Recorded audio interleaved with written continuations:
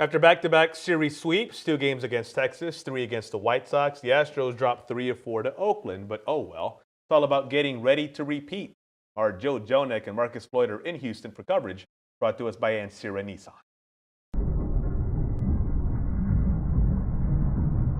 Welcome back into Minute Maid Park. Marcus, not the outcome the Astros were looking for tonight. They fall 6-4 to the Oakland Athletics, drop this series. They had the run support early on, took a 4-0 lead in the third, but then it seemed like the Astros bullpen started to fall apart after that, and they squandered a 4-0 lead for the second time this series. And it seems like the bullpen has had quite a few struggles here lately. I mean, with last night, Giles blowing up at the manager, getting sent down to the minors. It just feels like there's a lot of things going on with the Astros when it seems like they used to have quite a bit of confidence in these kind of games they pulled out. The bullpen struggling, a couple other things happening here and there that normally don't happen to the Astros, and it feels like things are going bad. However, they're still on top of the division.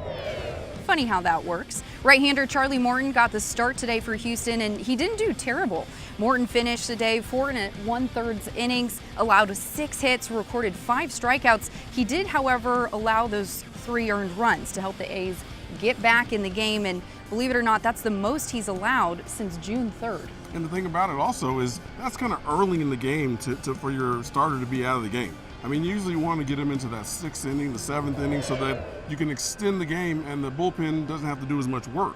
However, that guy getting knocked around so early got into that bullpen, and there you go. Trouble, trouble, trouble. Marcus, couldn't agree with you more. This is a very hot team despite the loss tonight. They have a lot of hot hitters. Alex Bregman, one of them. He's going to be playing in the All-Star game and Home Run Derby next week. He had the clutch RBI double tonight that put the Astros on the board, and that was a very significant double because with that double, Bregman became just the 3rd Astro to have at least 50 extra base hit games before the All-Star break. And the other 2? Lance Berkman and Raffles Canyon. Hey. San Antonio-ish. And a pretty good Astro and part of the long line of killer bees. And wait, Bregman, hey, there you go. A little bit something you didn't know. Love it. Yes, shout out to both of them.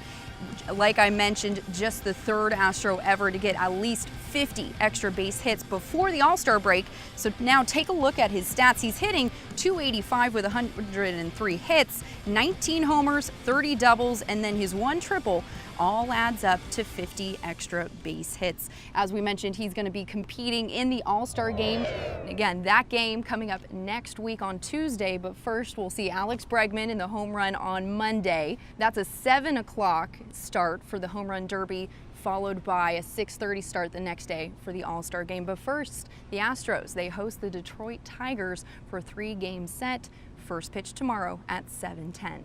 For Marcus Floyd, I'm Jill Jelnick. That was our Astros Ready to Repeat segment, brought to you by Ansira Nissan.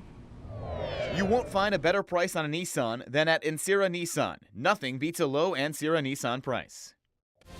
You're watching Sports Tonight, San Antonio's only nightly 30-minute sportscast with exclusive sports coverage you won't find anywhere else.